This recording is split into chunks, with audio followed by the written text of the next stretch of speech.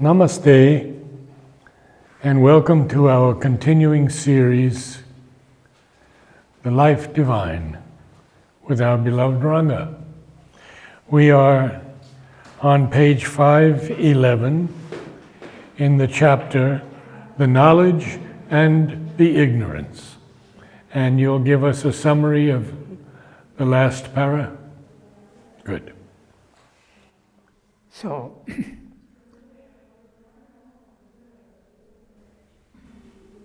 if you remember what he said earlier, okay, the knowledge and the ignorance, the whole problem starts with the seeing the physical world as an illusion. So how is that we are seeing is an illusion? Then he goes on examining all the things, and then he comes to the conclusion that the physical world is real, the Brahman is real, but the problem is the knowledge, that which joins the perceiver to the percept. So it's the perception that's a problem. And that perception is our consciousness. So he says we have to examine our consciousness fully to understand how and why we see an illusion when we go to the Brahman consciousness. Okay, so I'll read the summary of what he has said in the previous para, then we'll continue with what we have to read today. The mind of man, which is the dialectical intellect, cannot know the essential and spiritual truth. This is a very clear statement. Man, when he is in his normal mind, his intellect, he can never know the truth. This is very understandable because the worm cannot understand logic. There is a limitation of knowledge at that level. The cat understands a little more, but the cat cannot understand mathematics or rocket science. So there is a limitation at every level. At our level, we can understand things of the world, but not the spiritual truth. Not possible. Categorical. So you have to go beyond. Cannot know the essential and spiritual truth. Mind often gets chained to words it uses, and cannot disengage itself from the suggestions and implications of words. Intellectual statements often start from pre-existent notions that color the reasoning that seemingly leads to new conclusions. We have therefore to examine our consciousness and discover its nature and validity. The principle of knowledge is to see and know. Note the word see, not with the physical eyes, but real sight, spiritual sight. You have to see and know.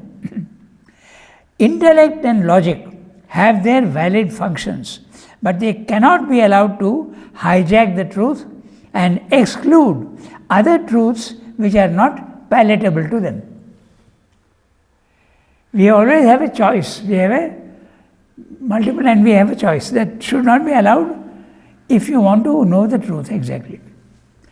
Illusion, knowledge and ignorance are modes and functions of consciousness, and only looking honestly into consciousness can our conceptions of knowledge, ignorance and illusion have any validity. By examining consciousness. Being, existence is no doubt the object of all knowledge and inquiry. But being can be approached only through consciousness. Or again, if there is insistence that the being, the real, the existence can be approached only by annulling consciousness, even then it is only through consciousness that we can arrive at that knowledge. I'll be a little more specific here. There is a consciousness at a physical level, there is a consciousness at the vital level, there is a consciousness at the mental level, spiritual level, supramental level. Each of these, if you go up, it seems to be totally different consciousness from what is below it. So, Samson is saying, if we start examining consciousness, if you want to know the real truth, the consciousness that you are in have to be given up and go to another level. The final is there is no consciousness at all, because the knower becomes the known. So there is no knowledge, there is no consciousness. But You can't call it consciousness anymore. maybe it's a bit of a joke, but if we're at this level, why should we speak at all? You normally don't speak. If there is total ignorance. Yeah, you have to speak when others ask you, what are you experiencing? And when they have to try and communicate their experience, their spiritual experience, beyond the mind, to those who are eager to know how to reach the consciousness that he has reached. That's why Srila wrote 50 books. But he warns you that words are, you have to be very careful with words. They are only constructions. They are not the reality. Yes. They are only images of the truth. So this is what he has said. Thus, it is only through consciousness that we can arrive at the superconscious truth. The highest consciousness is different from the lower consciousness, but it's through consciousness only that you can arrive at the truth. So this is what he has said in the previous para.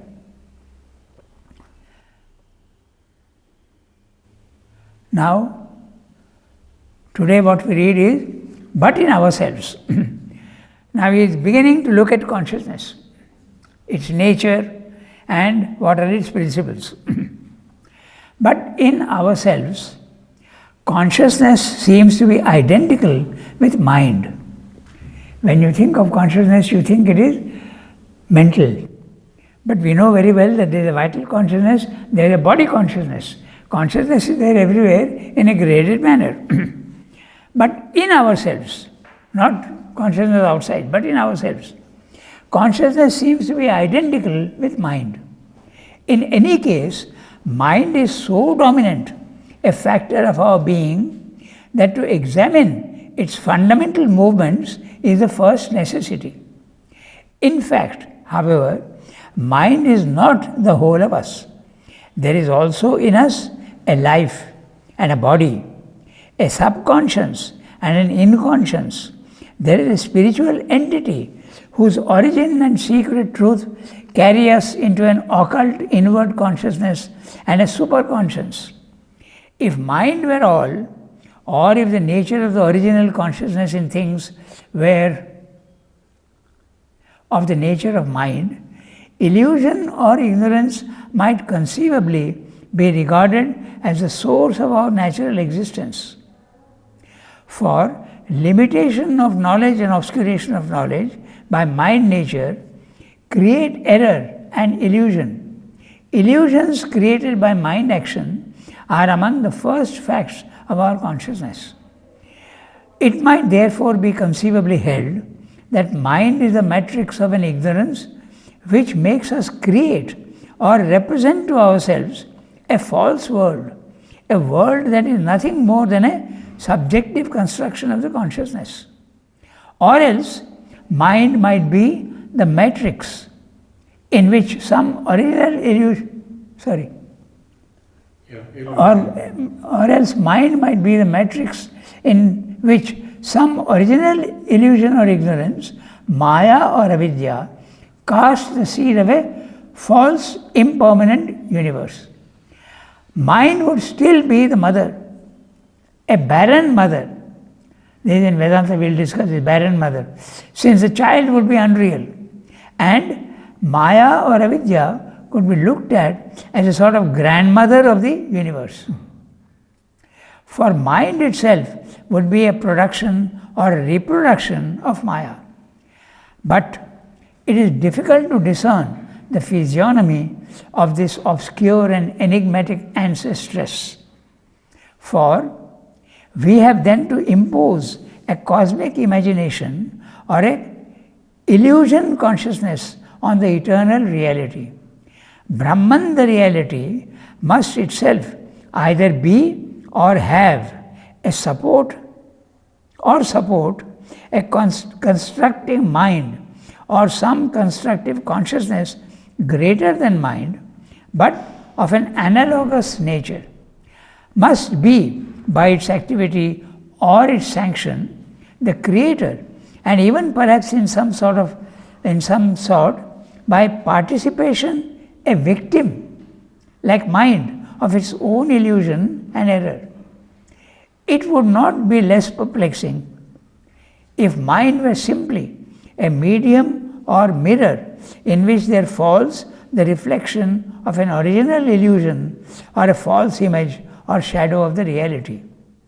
For the origin of this medium of reflection would be inexplicable, and the origin also of the false image cast upon it would be inexplicable. An indeterminable Brahman could only be reflected as something indeterminable, not as a manifold universe.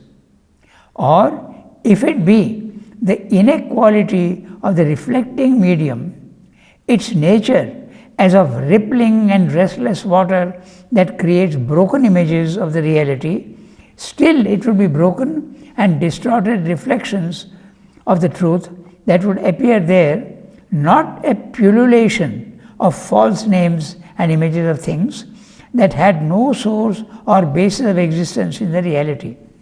There must be some manifold truth of the one reality which is reflected, however falsely or imperfectly, in the manifold images of the mind's universe. It could then very well be that the world might be a reality and only the mind's construction of it or picture of it erroneous and imperfect. But this would imply that there is a knowledge other than our mental thought and perception, which is only an attempt at knowing, a true cognition which is aware of the reality and aware also in it of the truth of the real universe. Very complicated, it's not easy to understand. So, we'll try and discuss it. But if I read the summary first, it will become easier. Yeah. So we have to, Srimdo, as I told you, he is arguing step by step by step by step by step. When you come to step 5, you have forgotten the logic of step 1. That's a problem reading Srimdo. So we have to constantly tell ourselves what he is discussing, and then what he has said previously, then you get the continuity. And his continuity is so fine that from page 1 to page 20, he will refer back to page 1. So you have to remember all that he has said. That's the difficulty. So I am reading the summary so we understand what he is saying, then we go into detail. Okay. This entire para discussion is based on the supposition that the mind is the creator of the universe. This has to be kept in mind. Unless you remember this, then you have a problem. You won't understand what Srimdo is saying. So, it is being discussed that mind is creating the universe. But it's not Sri Aurobindo's words. It's not mind that is creating, but the mind can create. But what it creates is not the absolute truth. The mind can create. Has our mind not created a mobile? Sure. Has it not created a computer? Has it not created a car? But it has. Not the universe. Not the universe, but things in the universe. So if the divine is a creator and the mind also is a creator, what's the difference? The difference is that the mental construction is secondary. It creates things out of things which are already existing. I take metal and I can create a car. I take plastic and I can create a computer. So I have to use a material which is already existing. So mind is a creator. But we are talking here of the creation of the universe and the reality. So that's different. So we have to keep this in mind. So we are proceeding on the basis that mind is creating the universe. Okay? He is examining everything one by one, one by one. If you remember the old argument again, perceiver, perception, percept. So he examines each one and sees where is the problem. Then he has come to the conclusion, his conclusion, that it is the perception that's the problem, and the perception is the mind. So let's look at mind and examine what mind is. Why is it giving an illusion at one time, and why is it giving a reality at another time? Okay? So this entire para discussion is based on the supposition that the mind is the creator of the universe. Note also a very interesting thing which is worth saying here, that Sri Aurobindo never imposes his view on you. He will tell you the divine is infinite. We have to explore and find out.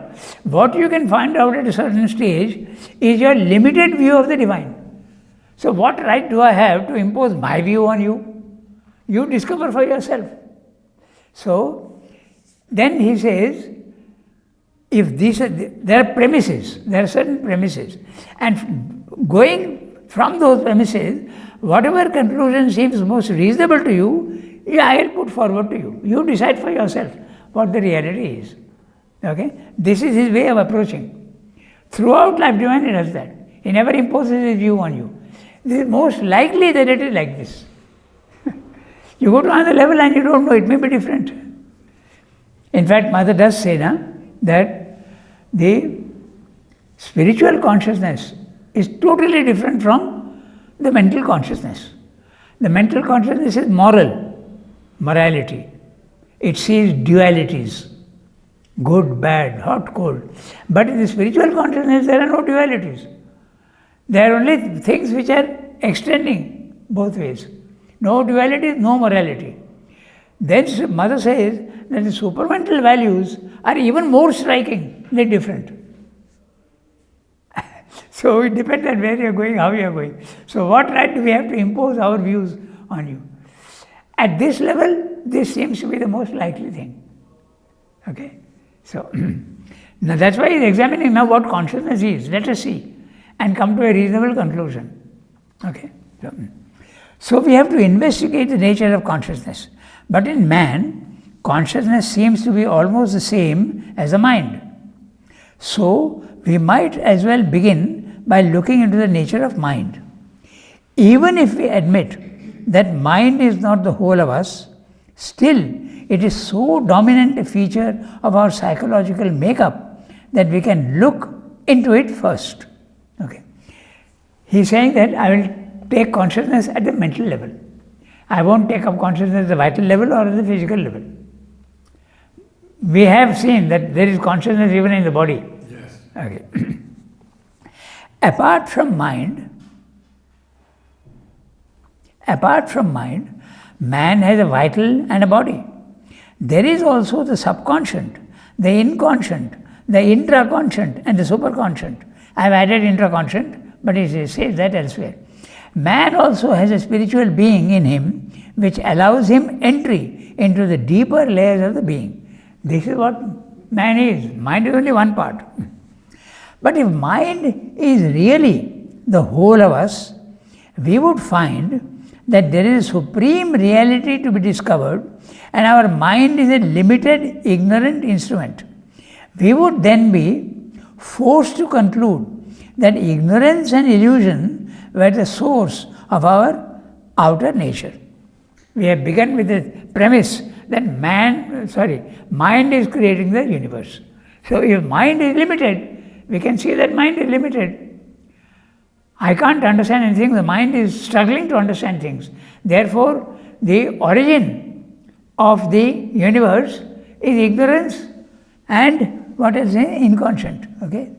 So, but if mind is really the whole of us, we would find that there is a supreme reality to be discovered and our mind is a limited, ignorant instrument. We would then be forced to conclude that ignorance and illusion were the source of all our outer nature. Outer nature is body, mind, life. This conclusion would impose itself on us because mind is limited and gives only partial and false knowledge.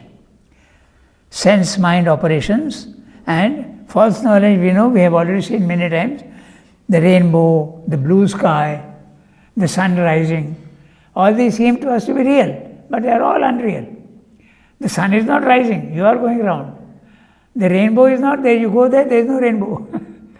The sky, is it blue? You go there, there is no blue. So these are it's giving you false values, the mind. Okay? In fact, sense perceptions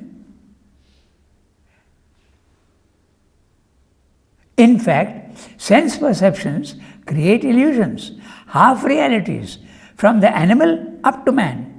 We could then possibly conceive of mind as a creator and source of ignorance, which sees illusions and a false world, which is nothing but a subjective construction of the mind consciousness. This is provided you think that mind is creating the world. He has started with the premise, he has started with the hypothesis that mind is creating the world. Later on, you will see whether something else can create the world or not. Okay? Or we could conceive of a Maya. He is considering different aspects of the problem. Or we could conceive of a Maya that has cast the seed of a false world in mind. We would then have Maya as a grandmother. Okay, so what he is saying is, perhaps there is Maya, the power of the divine to create forms, which has given birth to mind. So then Maya would be the grandmother and mind would be the mother of the universe. But this mother is creating a false world. So therefore she is a barren mother. Okay, this barren mother is from Vedanta. They use this. Shankara uses the word barren mother.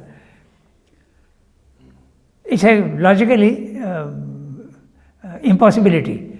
That's the reason why they say that Maya is impossible to understand by the mind. It is anirvachani. It can't be spoken of or understood. It's a mystery which is above the mind.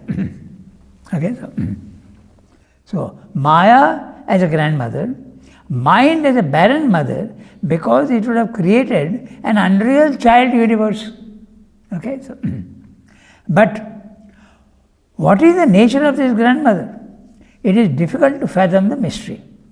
We would then have to assert a cosmic imagination or an illusion consciousness superimposing itself on the Brahman, which is the only reality. This superimposition we will discuss. Our conclusion would then be that reality is creating or at least supporting a constructive consciousness greater than mind, but having the same nature of mind, creator of illusions. Then Brahman and mind would be themselves the victims of their own erroneous creations. Okay, so this conclusion obviously cannot be accepted easily. Okay, so we have to think of some other premise. So mind is not the creator of the universe, because then we come to an impossibility. Now, let us say then that mind is not a creator, but only a mirror or a reflecting medium on which falls the image of an unreal world. So, mind is not creating, it's only a mirror. Or, as I said last time, a better image would be the cinema screen. The cinema screen is the reality. And your mind is creating images and throwing them on this cinema screen. So our condition is, we are seeing the images and we are identified with them. What are the images? My sorrow, my happiness. Okay, they are all, I think them to be real. I think my body to be real. I think that all the things that I see are real. So you are seeing the images on the screen and thinking that they are real. But if you step back a little and say, wait, these are only images on the screen. The reality is the screen is real, but the images are not real. This is the experience of the self. You go to the consciousness where you see the reality, and all the world are only images and false silhouettes. They are all silhouettes. This is what happens. Okay, so this standing back, as I said, looking at the cinema and laughing for a comic scene or crying for a sad scene, you are identifying yourself with your body, mind, life and thinking that this is real. But if you step back a little and say, wait, these are only images, that's experience self. Your consciousness separates itself from your body, mind, life, stands apart and looks at it and sees its transitoriness, the unreality. Okay, so now let us say then, mind is not a creator but only a mirror or a reflecting medium on which falls the image of an unreal world. The problem is not changed in any fundamental manner because who is creating these false illusions? The featureless, indeterminate Brahman could only be reflected in featureless images and not a world of infinite forms. Or again, if we say that the reflecting medium of the mind is distorting the image because the mirror is cracked, or as of troubled waters reflect broken images. So the world is imperfect and is distorting the image. Okay, so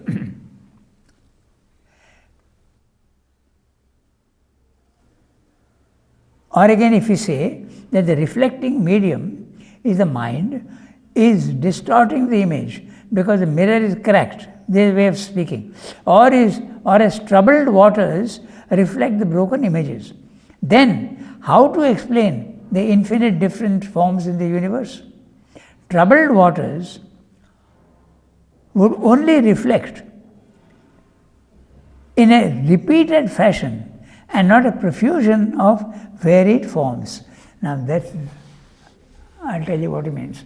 This is also the argument that he gives for Shankara's argument, that the reality is one, the moon is one, but in troubled waters you see many moons. Okay, he says this is the nature of Maya. But Sri Audai's argument is, if it is the moon is the reality, I will see only many realities here. I will not see trees, animals, I won't see a profusion of creations. This is the problem with the image of the moon and the different moons here. You follow what I am saying? You would see different forms. So that's the problem. One by one he is taking up a supposition and discussing it. So, by the way, this image of troubled waters is exactly what Ramakrishna says. The reality is an ocean. When the ocean is static, actionless, it is Brahman. When the waves come, that's the universe. It's the same thing. One is in motion and one is in static addition. That is Ramakrishna's image, the troubled water. That explains it. So, then we are forced to admit that the infinite variety of reflected images must necessarily reflect some reality of the infinite forms. So, did you follow what I said about the moon? The reality is one. So, if the world is reflecting, even in a bad way, I will see only many moons. But I won't see animals, I won't see plants, I won't see variety. I see only one type. Something repeated, but I won't see a variety, profusion, as he says. So, we are forced to admit that the infinite variety of reflected images must necessarily reflect some reality of the infinite forms. Okay, I must see different forms, I must see if it's real reflection. Then it could be said that there is a real world, but its reflection in mind is an erroneous picture. Again, this would imply that there is a knowledge other than mind. Mind is only an instrument for seeking knowledge and not for finding the reality. This other superior knowledge would be the true cognition of a real world. So it is not our mind which is creating the universe, but there is a consciousness which is higher than mind, which is creating the universe. Pretty complicated, but he has taken supposition and is examining each possibility. So actually, I have discussed the whole para only with different things. So you can go, because he transitioned, I added one or two words here and there. See, then it becomes clear. Otherwise, see, he has given 4 cases.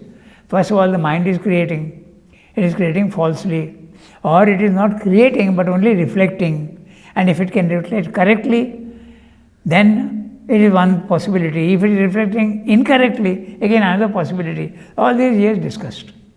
Okay? And final conclusion, the mind is not creating. There is something which is higher than the mind which is creating. In his philosophy, it is a supermind that creates. The mind creates, but it is creating, it's a secondary creation. It does create, the mind does create. Our imagination is creation. So that's what. Okay? So we have to go to the next para. For if we found. For if we found. Now there again, see, now another premise, another hypothesis. For if we found, I'll read the whole para first. It's quite big, but anyway, we'll read it.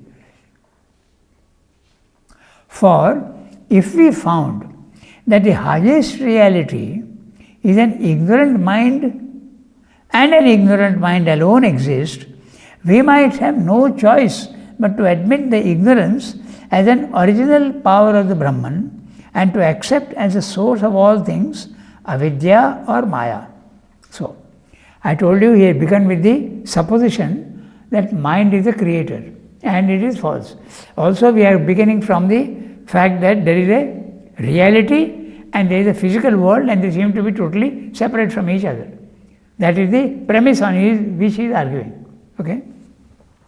For if we found that the highest reality and an ignorant mind alone exist, the reality exists and the mind exists, we might have no choice but to admit the ignorance as an original power of the Brahman, or to accept as a source of all things avidya or maya.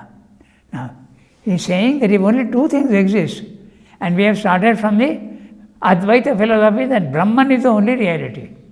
So, Brahman has created this mind. It couldn't be anything else. That's a case that he is discussing. We might have no choice but to admit the ignorance as an original power of the Brahman and to accept as a source of all things avidya or maya. Avidya is, as you said earlier, not seeing the reality and seeing the many. That's the definition of avidya or maya.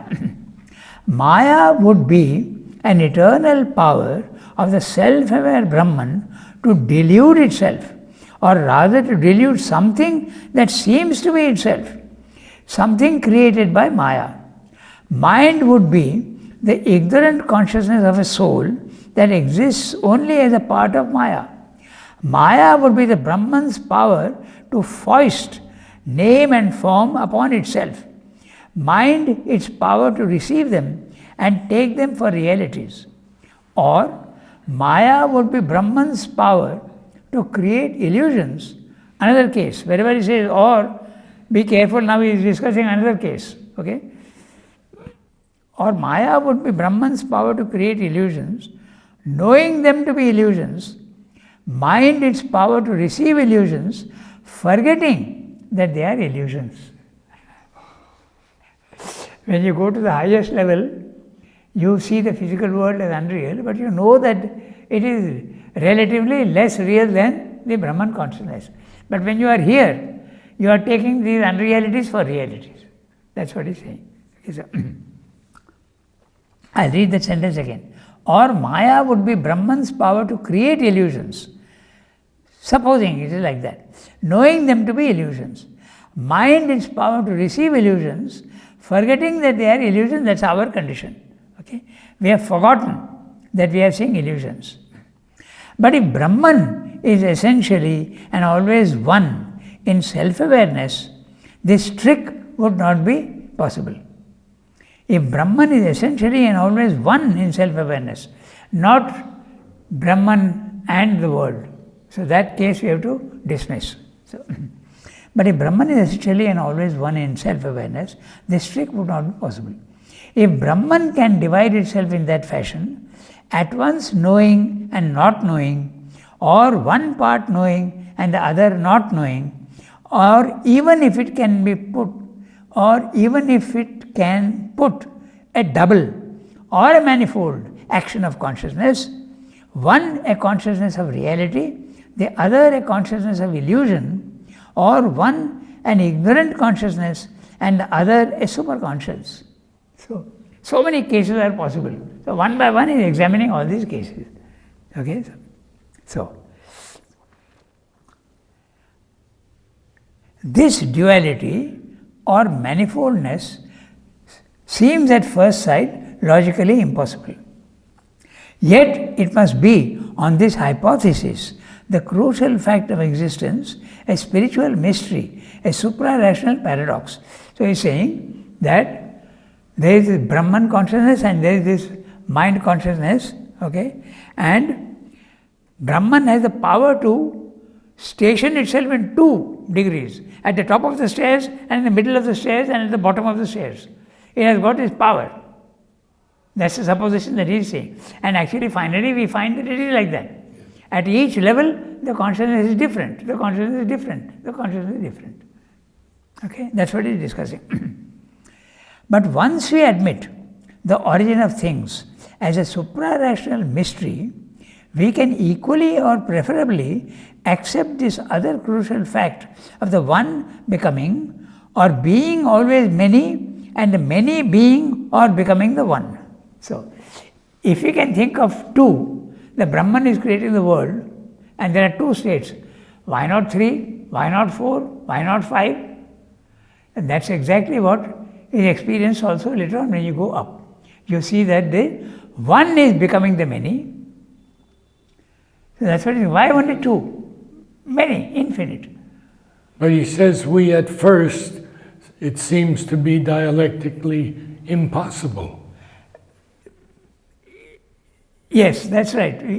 If it is real, yes, it cannot create an unreal thing. Or the other case is that it is not creating unreal, but a different grade of consciousness. There are different grades. But once we admit the origin of things as suprarational mystery, we can equally or preferably accept this other crucial fact of the one becoming or being always many, and the many being or becoming the one. This too is at first view dialectically impossible. Dialectically means at the mind level. A supra-rational paradox. Yet it presents itself to us as an eternal fact and a law of existence. But if that is accepted, there is then no longer any need for the intervention of an elusive Maya.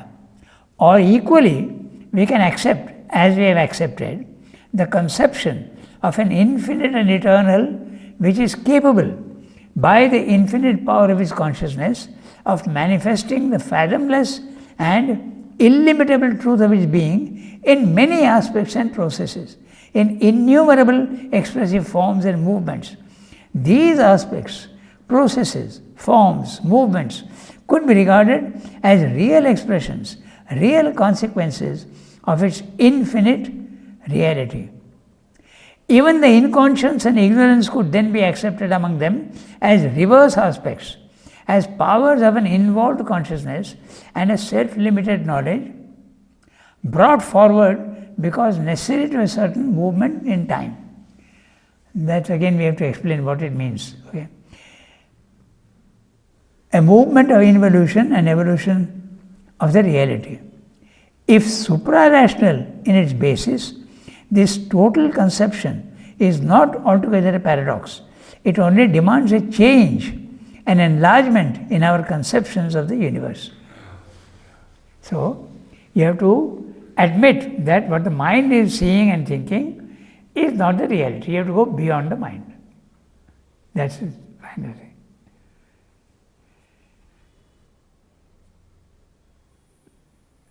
If if we stupid people, we had to do that, then what we would do is, I am going to discuss many different cases.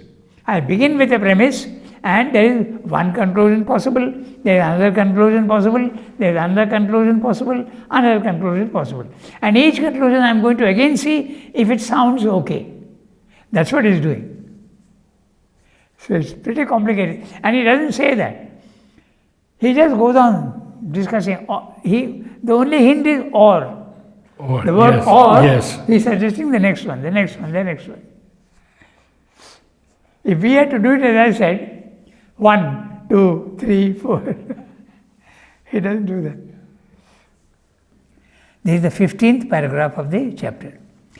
We may conclude then that if we found only two fundamental entities, one a higher reality and the other an ignorant mind, and nothing else besides these two, we would have to admit ignorance as an original power of Brahman, and we would have to admit Maya or Avidya as the source of all things. This conclusion is needed since Brahman, the ultimate reality, is the only principle that exists, and it must include also the ignorant mind. We would then have the following cases.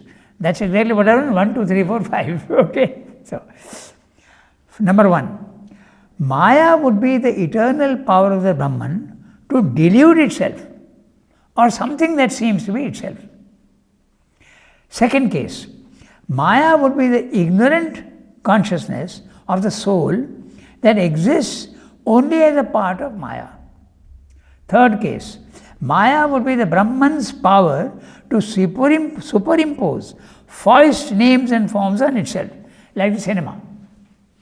The Brahman, the screen is a reality, static, featureless, not even white color, that's only reality, and the mind is creating images and throwing them on the screen, and you are thinking that those are the realities. That's our case. The static consciousness is there, but on our consciousness we are throwing all these images and thinking they are real. Okay, so Maya would be Brahman's power to superimpose, foist names and forms on itself. Mind would be the power to receive these names and forms and accept them as realities. Put in other words, Maya would be the power to create illusions and know them as illusions. Secondly, Maya would be the power to receive these illusions and not know that they are illusions. That is our case. The first one is a divine consciousness which is creating forms which seem to be less than real, okay, and knows that they are less than real. So, mind would be the power to receive these illusions and not know them as realities. That is our condition. Okay, so Brahman can divide itself in this way: one, a consciousness of reality, and the other, a consciousness of illusions. One, an awareness of reality, and the other, a state of delusion. However impossible this division seems to be in logic, yet this is what is this is what is experienced in the self, the silent mind, and it is declared to be a mystery, anirvachaniya. That's what you see. That you are in a consciousness which is real and the world is unreal. Okay. But if this mystery of a double status is accepted, there is no need of Maya, or else also we can easily accept the concept of the one becoming the many and the many becoming the one. One more step and we can accept the infinite eternal to manifest itself in many aspects. All these aspects could be considered as real. Then even the inconscience and ignorance can be accepted as the reverse forms of their counterparts.